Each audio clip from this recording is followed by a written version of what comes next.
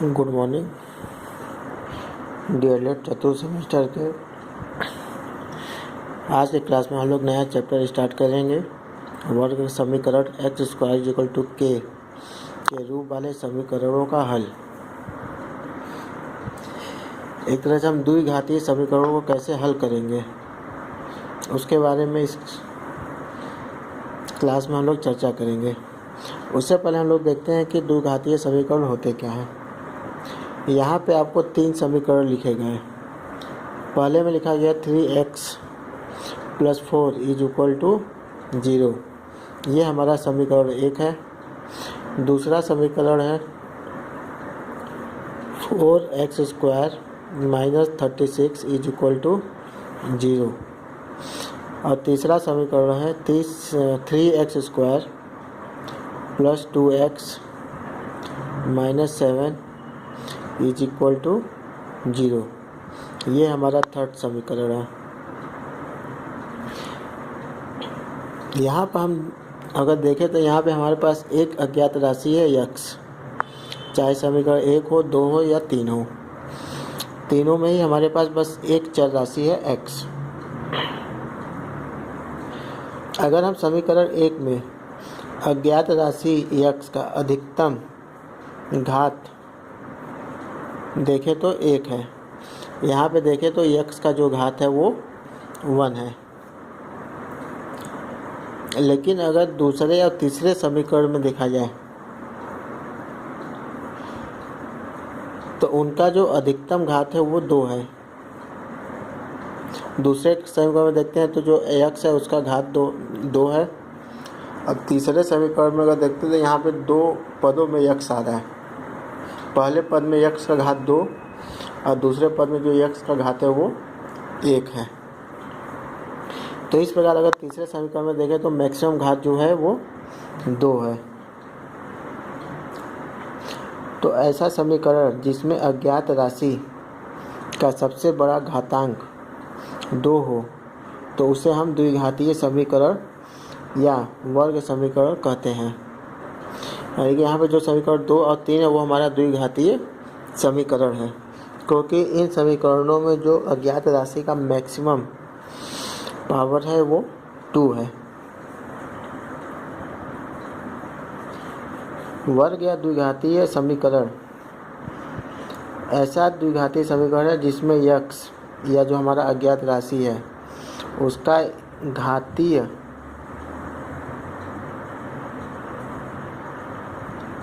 एक पद नहीं है। इस प्रकार द्विघातीय का समीकरण जिसमें अज्ञात राशि का एक घातीय पद न हो उसे शुद्ध द्विघातीय समीकरण कहते हैं। जैसे कि अगर हम देखें, जैसे कि इन दोनों समीकरण में हम देखें तो पहले समीकरण में जो हमारा अज्ञात राशि x है उसका जो घात है वो 2 है। लेकिन इसमें इसके अलावा और कोई ऐसा पद नहीं आ रहा है जिसमें हमारा अज्ञात राशि x का घात 1 हो, जैसा कि इस केस में है।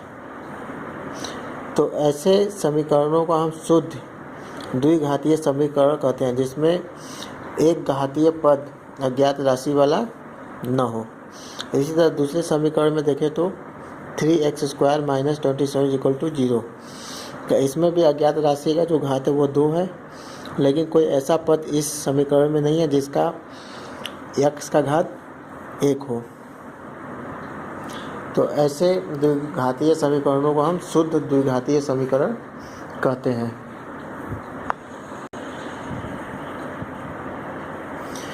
यहाँ पर एक सामान्य द्विघातीय समीकरण लिखा गया है ax² + bx + c = 0। इस द्विघातीय समीकरण में यदि हम जो x² का गुणांक है a उसका मान हम 0 रख दें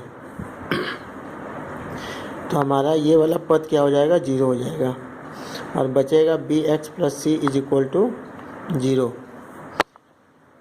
तो इस समीकरण को हम द्विघातीय समीकरण नहीं कहेंगे, यह एक घातीय समीकरण है।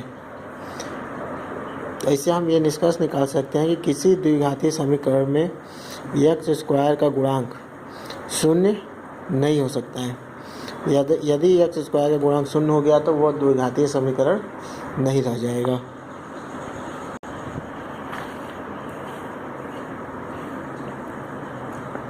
अब हम देखेंगे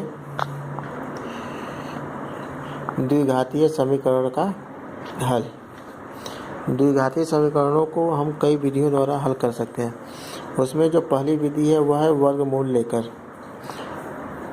आप लोग को याद होगा कि वर्गमूल आपको पहले दूसरे चैप्टर में पढ़ा दिया गया है। यहाँ पे इस विधि को हम एक उदाहरण की सहायता से देखते हैं। हमें एक सवाल दिया गया है x square minus 25 is equal to 0। यहाँ पे हम देखते हैं कि यक्स का यानी अज्ञात राशि का जो घात है वो 2 है, इसलिए यह एक द्विघातीय समीकरण कहलाएगा।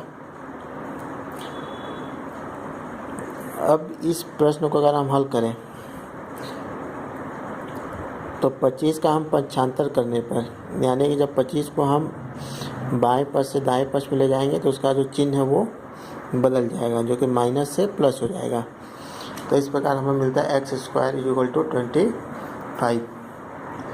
अब यहाँ से अगर हम यक्स के घात 2 को अगर हटाते हैं तो वो 25 के ऊपर वर्गमूल का चिन्ह लग जाएगा।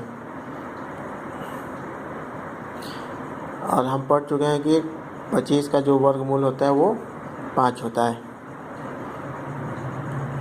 Plus minus 5। तो इस प्रकार देखते हैं कि यहाँ से हमें यक्स की 2 वैल्यू मिलती है, एक है +5 और दूसरा है -5। तो इस समीकरण के 2 हल होंगे, एक होगा +5 और दूसरा होगा -5।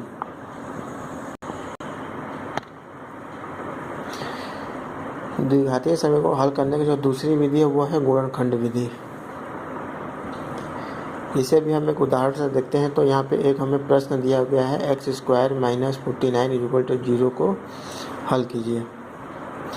इस द्विघातीय समीकरण को अगर हम हल करते हैं तो x square minus 49 is equal to 0, तो यक्स का घात 2 को उसी तरह लिख लेंगे। यहाँ पे हम देख रहे हैं कि 49 जो कि 7 का वर्ग होता है, तो इस 49 को हम लिख लेंगे 7 का वर्ग इज इक्वल टू 0। और पिछली कक्षा में हमने कुछ सूत्र पढ़े हुए सर्व समीकरणों में कि ये जो समीकरण इस फॉर्म में लिखा हो ये हमारा a square minus b square के इक्विवेलेंट है।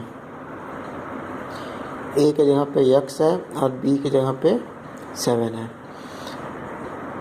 और इस सूत्र का जो हमारा फार्मूला होता है a plus b into a minus B.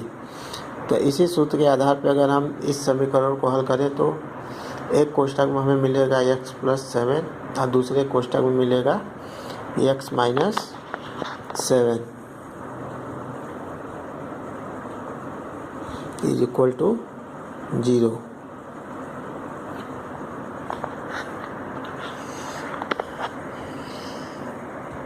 इस एक्सप्रेशन का ये हमारा तात्पर्य होता है कि इन दोनों कोष्ठकों का जो गुणनफल होगा वो 0 होगा।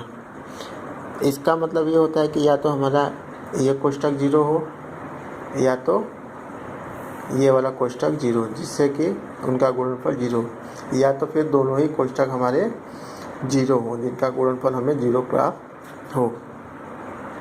यदि इस कोष्ठक को हम 0 के इक्विवेलेंट लेते हैं तो x plus 7 is equal to 0, और यहाँ से इसको पक्षांतर करने पे x इज इक्वल टू हमको मिलता है -7। और अगर इस कोष्ठक को अगर हम 0 लेते हैं तो x minus 7 is equal to 0, यहाँ से x का वैल्यू आ जाएगा 7 प्लस 7। तो यहाँ से हमें x का 2 मान मिलता है प्लस माइनस 7। अगर यहाँ से हम प्लस 7 भी x के जहाँ पे रखते हैं तो हमारा बायां पक्ष दाएं पक्ष के बराबर आ जाएगा, और अगर -7 रखते हैं तो भी हमारा बायां पक्ष दाएं पक्ष के बराबर होगा। अगली कक्षा में कुछ और हम प्रश्नों को हल करके देखेंगे।